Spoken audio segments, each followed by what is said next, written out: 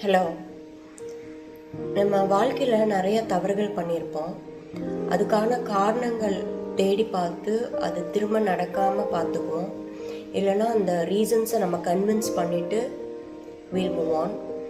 But லைஃப்பில் பண்ணக்கூடாத ஒரு தவறுன்னு பார்த்தீங்கன்னா giving false hope to someone. ஏன்னா அது ஒரு நூலளவு இருந்தாலும் it creates a big impact on someone's life. நான் ஏன் அதை சொல்கிறேன்னா, there's an old man who lives on the roadside. அவர் அந்த குளிரில் மலையில் நடுங்கிட்டு அவரோட லைஃப் அங்கே தான். ஸோ அந்த வழியே போகிற ஒரு காரில் போகிற ஒருத்தர் அந்த ஓல்ட் மேன் கிட்ட உங்களுக்கு பிளாங்கெட்டும் ஃபுட்டும் கொண்டு வரேன்னு சொல்லிட்டு இஸ் ஜஸ்ட் கோயிங். போய் மறந்துடுறாரு.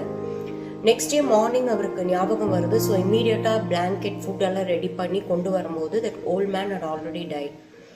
ஸோ இதே மலையில் குளிரில் இந்த பசியோட சர்வைவ் ஆன அவருக்கு அந்த ஒரு நைட் சர்வைவ் ஆக முடியல because of the false hope given by that man.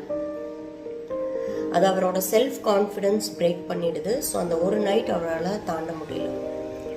So நம்ம வேர்ட்ஸ்க்கு கண்டிப்பாக பவர் இருக்குது. Because your words of hope will create one energy, one truth and belief that can create or destroy someone's life.